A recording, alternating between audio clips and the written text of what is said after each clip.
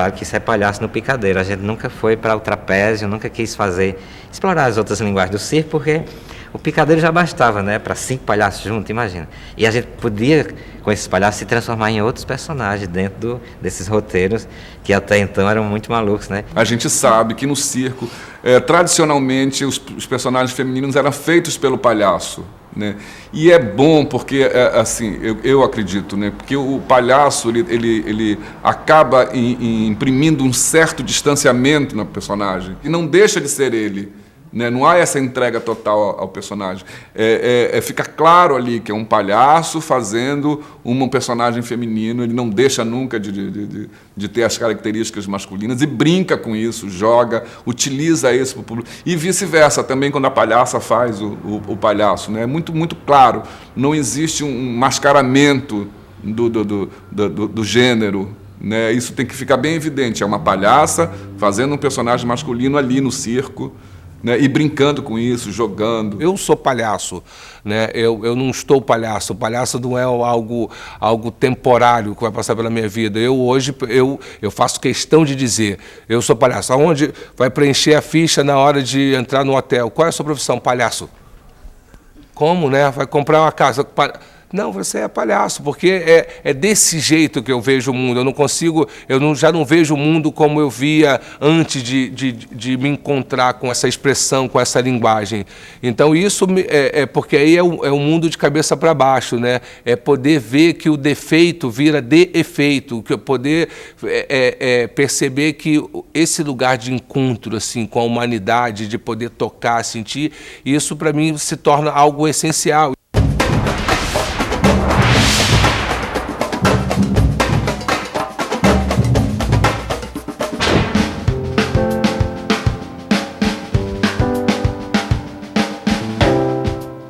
O Anônimo ele surgiu lá na nossa adolescência, num colégio chamado Visconde de Cairu. A gente lá fazia teatro como atividade extracurricular. E aí, então, um grupo de jovens que estava... Eu estava, Angélica, Regina... quem mais? O Ney, Edivando, enfim. A gente resolveu montar o Teatro de Anônimo.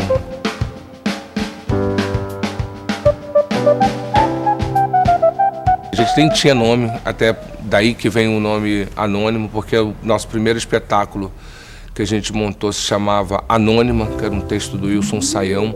Essa Anônima era um drama. Anos depois a gente foi perceber que ali já era a agenda realmente da nossa potência, porque era um drama, então tinha uma cena da morte. E aí a gente chorava, olha, minha mãezinha morreu. E a plateia ria copiosamente. E a gente não entendia, eu estava lá chorando, eu olhava para o lado assim, e a plateia rindo. E a gente não conseguia entender, porque a plateia ria. Daí dessa experiência a gente passou para a rua.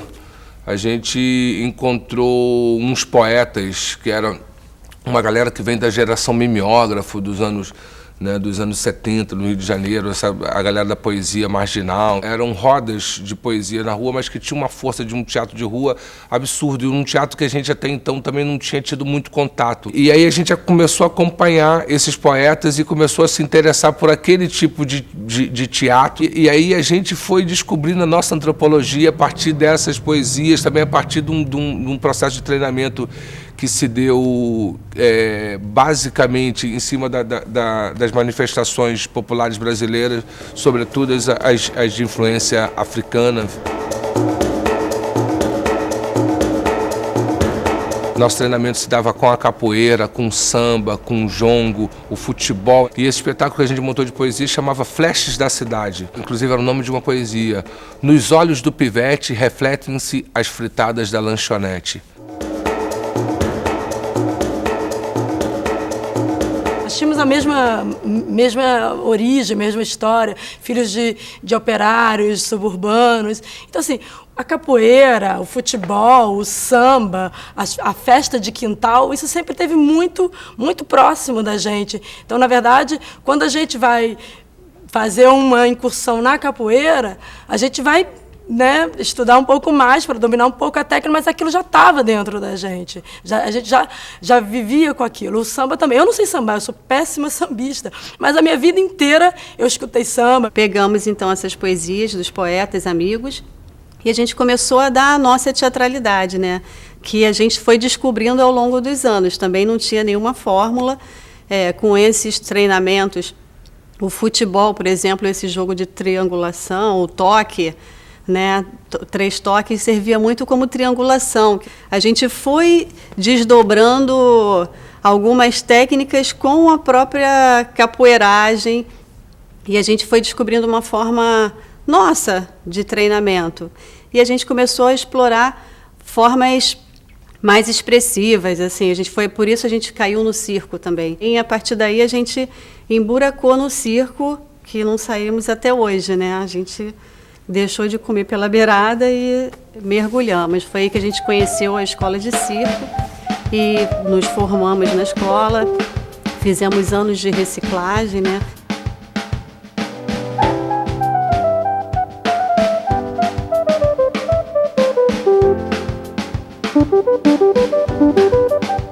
O circo vai nos trazer a compreensão também de família, sabe, do empreendimento familiar, de como é que se organiza esse empreendimento, enfim, a partir da potência de cada um desses elementos, né? Trabalhar com a capoeira, pensar o mundo redondo que vai girar no sentido anti-horário, o samba, o elemento da festa, da alegria, de contar um diálogo com essa pra gente sempre foi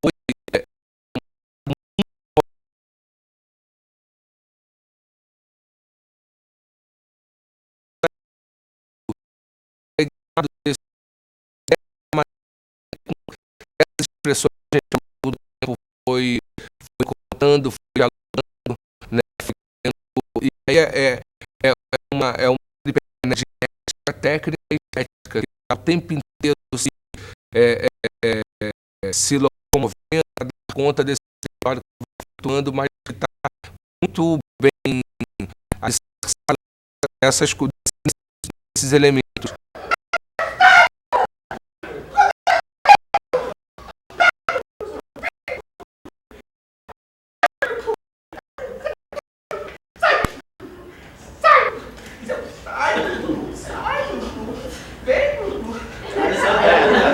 Não tínhamos aula de palhaço na escola, não existia, eram as outras modalidades. Nesse momento, no Rio de Janeiro, a gente, e aí posso dizer, eu e João, a gente se influenciou bastante por um palhaço que é o Luiz Carlos Vasconcelos, o palhaço Chuchu, 2003, não sei, início de 2000.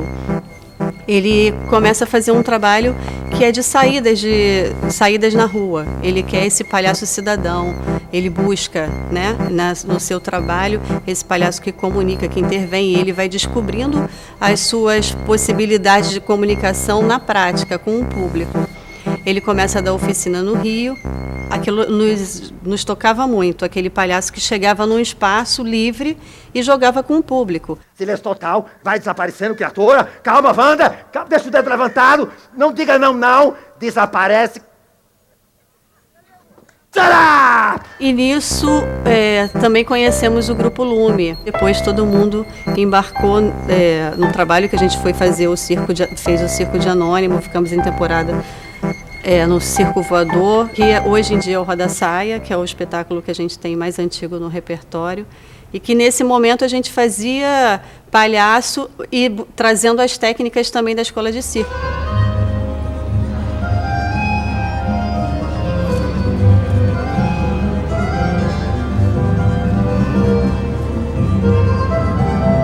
O Anônimo é um grupo de atores. A nossa perspectiva sempre foi a perspectiva do ator. O nosso processo de criação se dava, né, colaborativamente, onde todo mundo opinava, cada um a partir do seu olhar específico, né, contribuía. Nessa busca da espetacularidade da rua, que a gente acaba chegando ao circo, a gente, quando chega no circo, a gente vai se encantar pelo palhaço, porque é justamente o ator desse espetáculo. A gente já estava falando desse lugar de humanidade, da família, da possibilidade do encontro, né, da festa. O palhaço é esse ator, né, é justamente o ator que está no espetáculo circense que vai trazer a humanidade para aquele espetáculo, né? Você tem um espetáculo onde tem super-homens, super-mulheres, que as pessoas voam, jogam 350 objetos para cima, se contorcem, e o palhaço é justamente aquele que cai, aquele que pode errar. A sua arte é justamente mostrar o quão o ser humano é limitado. Meu caro Yorick, errar é unânime. Take it easy, my brother. Take it easy, man. Se você fala do circo, duas imagens te vêm rapidamente. Você fala do circo, você vai lembrar do palhaço, primordialmente, e da trapezista, né? Que são esses dois opostos que vão dialogar, né? Que é a possibilidade de voar, de conseguir algo que o ser humano no seu cotidiano não consegue, que vai trabalhar a sua existência inteira para poder alçar voos, né, descobrir, superar os limites, e o outro que vai justamente trabalhar em cima dos limites. Por isso que a gente vai se encantar pelo palhaço de uma maneira assim, arrebatadora. Os nossos defeitos podem virar os efeitos, né?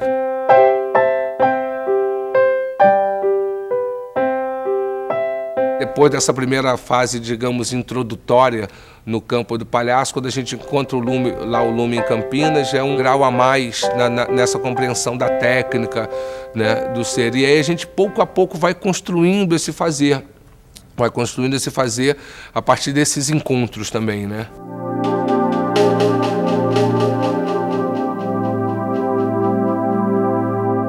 Éramos atores de companhias diferentes da cidade, já desenvolvia esse trabalho de palhaço.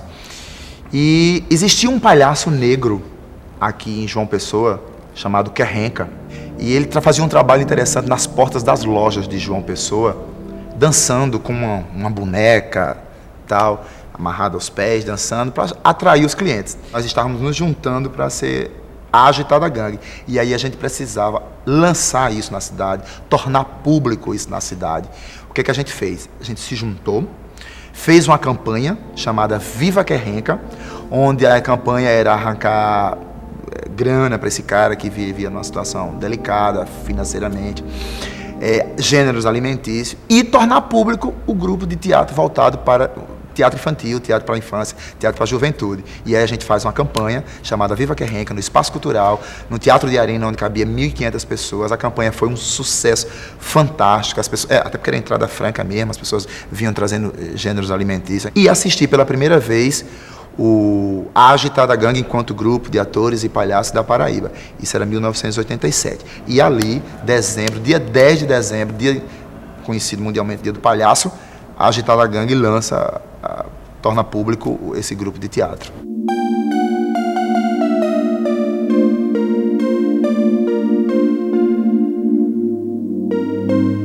A nossa preocupação da Agitada Gangue, como arte educadores, porque fazemos o curso de educação artística e cada um tem um palhaço, e cada um tem sua história, como surgiu o seu palhaço. Era o teatro infantil. Por que nos teatros, em alguns tempos atrás, os pais deixavam as crianças e diziam: que hora termina o espetáculo? Depois eu venho lhe buscar. Então a criança ficava ali como se o grupo que estava apresentando fosse babás. Então a Agitada Gangue queria mudar esse conceito de teatro infantil para criança, e sim para de 2 a 80 anos. Aí essa preocupação foi que juntou realmente o grupo Agitada Gangue. Então vamos fazer um espetáculo para criança e adolescente e sem idades. Eram vários espetáculos que a gente fez do próprio punho, né? As 5 mãos, era cada um que criava o texto, criava cenas, criava-se figurino, adereço, tudo no espetáculo era experimentado às 5 mãos, às 5 ideias. A exemplo disso foi Apertem as Calças, que o palhaço sumiu, né? Cada dia que a gente sentava, chegavam ideias novas, chegavam ideias de cena, de roteiro, de figurino, já vinha tudo, né? O cenário e o espetáculo, quando a gente via, estava pronto. Isso ficou tão forte na gente, no grupo, que até hoje a gente acredita tanto nisso que até por telefone a gente monta um roteiro. Eu assumi a minha personalidade do grupo enquanto palhaço também, e fiz o meu palhaço, formei o meu palhaço, e hoje todos fazem tudo no grupo. Por exemplo, eu faço as coreografias, o Edilson já dirigiu o espetáculo, o Dadá faz figurino, cenografia, a Madalena já deu curso pra gente. Então, é meio que um grupo, todo mundo vai se ajudando e todo mundo faz um pouco de tudo.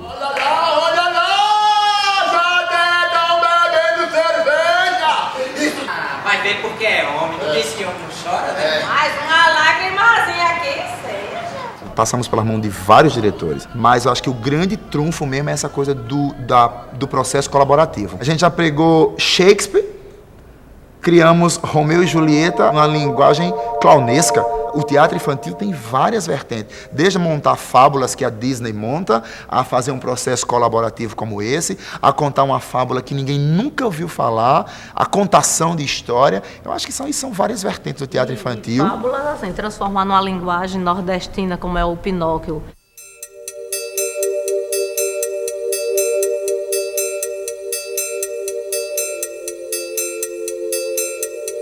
A criança que ela sem demagogia nenhuma, mas eu acredito nela para mudar qualquer coisa. Então, a partir dessa visão que nós temos, que a criança, quem pode mudar, tem essa possibilidade, então a gente avança em cima de textos, como mensagens que possa ficar, que elas saiam do teatro com uma direção na vida. Então, não dá para você jogar para a criança qualquer coisa. É irresponsável. O Pinóquio foi um espetáculo muito interessante, né? Porque esse foi um momento que a gente pegou um texto, né? Um bom texto escrito pelo próprio diretor. Eliezer Rolim adaptou o texto e ele mesmo dirigiu. Então foi um trabalho que era sério naquele momento, né? A gente tinha toda uma história para mostrar, para contar, que com toda uma preocupação dele como adaptador também do que ia passar, né? Como é que ia ser essa trama de uma história de um boneco que vira menino, né? E que vai para a escola e que no meio do caminho ele se desvia. Ele vai para outro canto, né? Ou seja, ele não obedece, né? É uma desobediência. Você está tratando da obediência aos pais, né? No caso do Pinóquio. E como tratar isso, como passar isso para que a criança se eduque, né? E o teatro faz isso, né? O palhaço sozinho faz isso.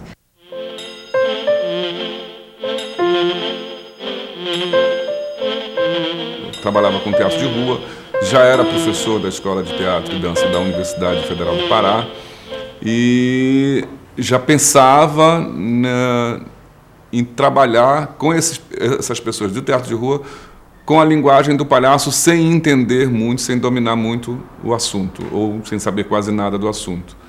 Viajei com alguma dessas pessoas para um festival de teatro em Minas. Lá eu encontrei a Ana Luísa das Marias da Graça, do Rio de Janeiro, e fiz uma oficina com ela de clown. Aí, na volta, eu como professor da escola fui convidado pela coordenação do curso a ministrar uma oficina de clown.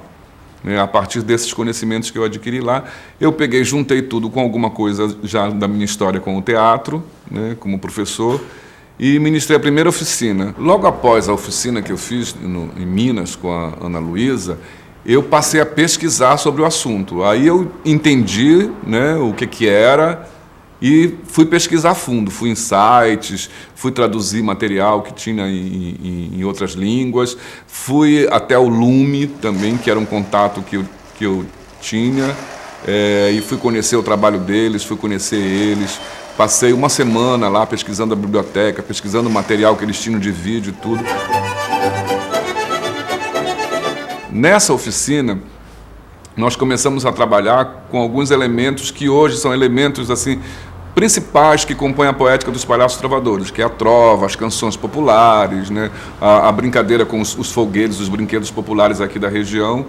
E montamos um espetáculo, Sem Pecônia Eu Não Trepo Nesse Açaizeiro, e ele estreou no dia 8 de novembro de 1998, no Teatro Margarida Esquivazapa, e já com esse nome, Palhaços Trovadores. Eu morava no mar, sereia, me mudei pro sertão, sereia, aprendi a namorar, sereia com aperto de mão, ó sereia. Em nenhum momento nós nos denominamos um grupo circense, sempre nos denominamos como um grupo de teatro, né? Grupo de teatro Palhaços Trovadores.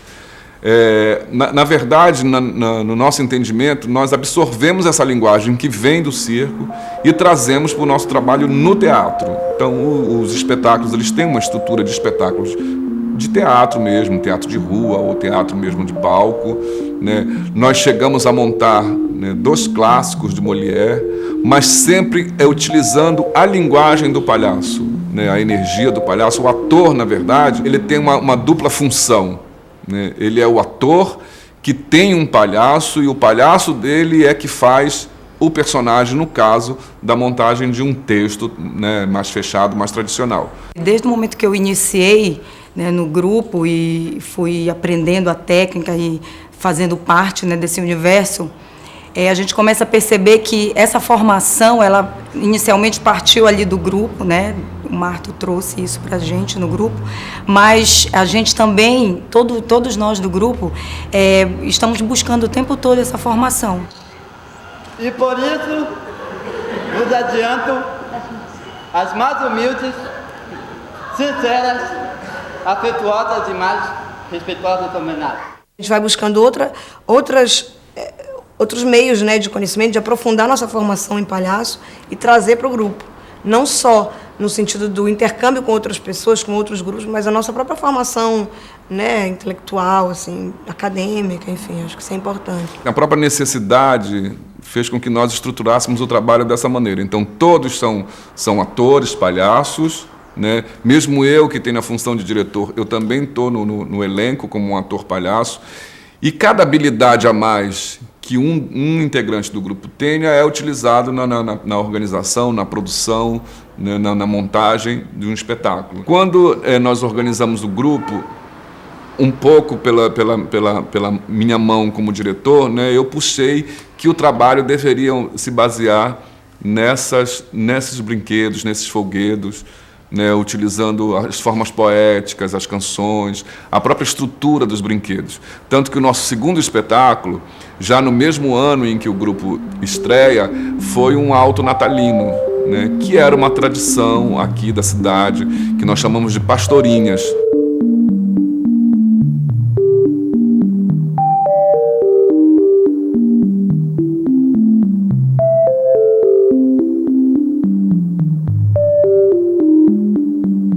Vlad Lima, que fez o roteiro do Singelo Alto do Jesus Cristinho, que era o nosso alto de Natal. Ela escreveu esse roteiro, entregou e nós pegamos e fizemos do nosso modo. O roteiro foi só um indutor para que nós criássemos as cenas. Então nós fomos estudar essa estrutura da pastorinha, como que ela se organiza, e criamos um espetáculo em que contamos o nascimento do menino Jesus, mas pelo olhar do palhaço, com muita graça, muita brincadeira, com as canções que nós já trabalhávamos, né, no nosso treinamento. E isso foi crescendo e se estruturando cada vez mais, ao ponto de hoje eu achar que nós já dominamos uma maneira de fazer os nossos espetáculos que utilizam esses elementos de uma forma mais consciente. É o que eu chamo da poética dos palhaços trovadores.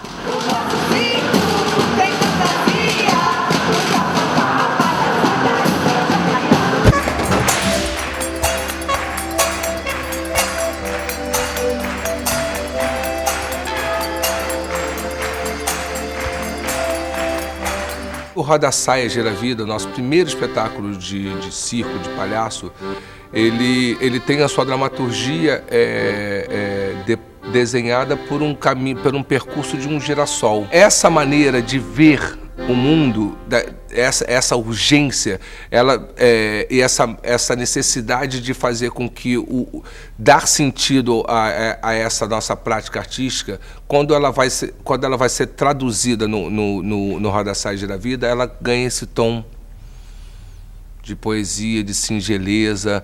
A trilha sonora do Roda Saia é Rosa, Jura, Pixinguinha, Trenzinho Caipira, sabe, Lampião de Gás, são coisas, é pura poesia, né? A maneira agora da gente atuar politicamente é através dessa poesia. A gente quer tocar nesses corações, trabalhar aí nesse ponto.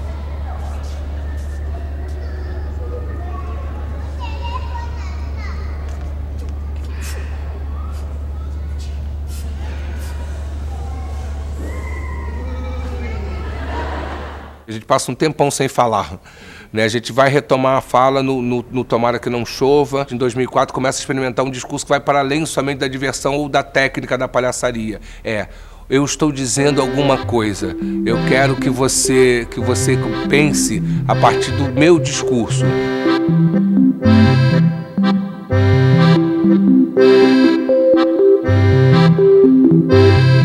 A gente se lança a outros desafios de linguagem, desse lugar de inquietude, e aí que é muito bem representado nas duas montagens agora que a gente está em cartaz, que é o Melhor dos Mundos e o Inaptos. No Melhor dos Mundos a gente não tem fala, que vai falar sobre as relações humanas, desse lugar das perversidades também, de como as relações se dão, das relações de poder, e sem fala.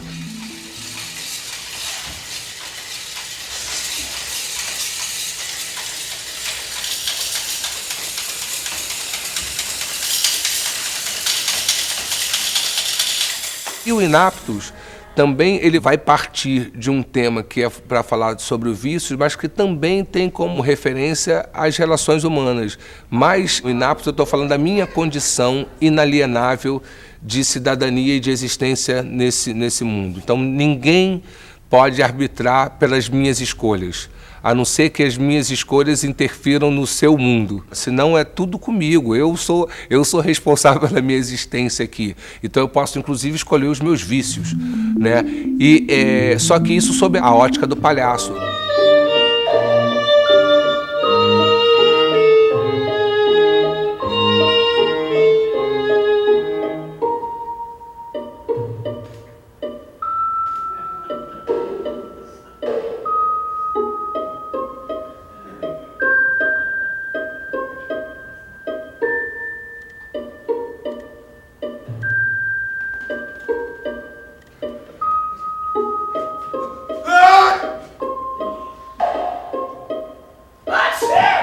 A gente tem também o Lar Docilar, exatamente o que eu ia falar.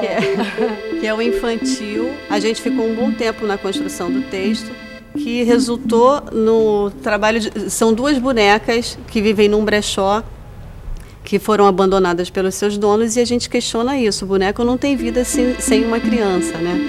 E elas não ficam acomodadas naquela condição, elas fogem e vão para uma brinquedoteca, que é o espaço onde se emprestam brinquedos, né? E todo dia elas têm donos diversificados.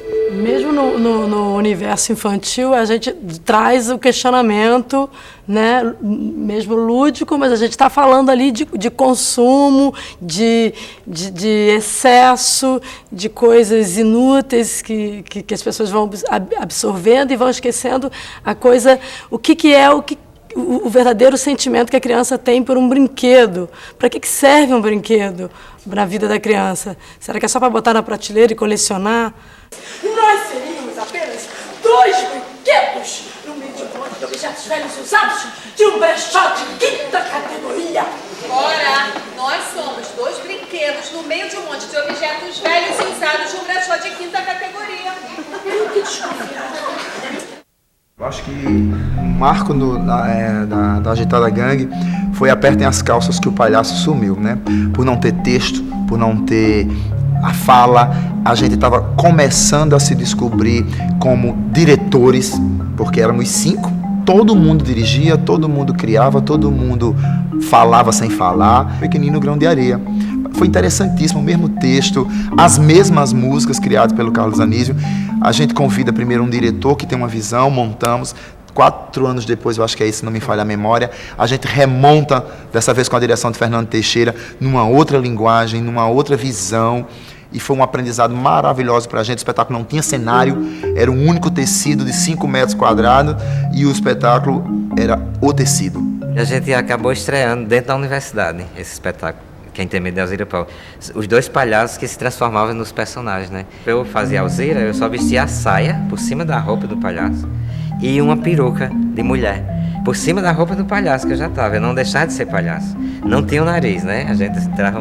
E Adilson também vestia o macacão do Ernesto, que era Alzira e Ernesto, um casal, né? Ele começou a andar, né? Saiu da cidade, foi para outra cidade, e em seguida Madalena entrou no espetáculo, com o palhaço picolé que ela fazia, entrando pela plateia para fazer um rápido aquecimento de plateia com esse palhaço e conduzindo a mala do espetáculo, uma mala só, até o palco, né? Até aí viramos 3, eram só 2. Não tinha absolutamente nada, a não ser uma mala trazida pelo palhaço que deixava no palco e uma escada de 3 degraus, onde a gente fazia de conta que a escada era o acesso do apartamento da Alzira, o Ernesto tocava numa porta invisível. Tudo era invisível. Era aquela coisa do teatro pobre, porque a gente não tinha grana para montar, e a opção da direção também, a pegar os claus dos 2 atores e contar uma história de Alzira e de Ernesto, num ambiente qualquer.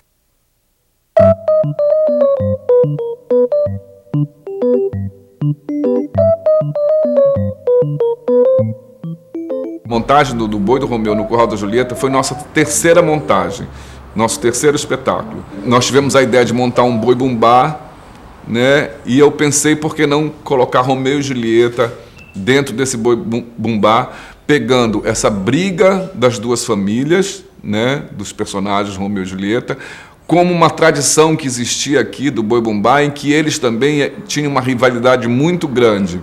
Então, pegar a rivalidade dos bois e juntar com a rivalidade das famílias.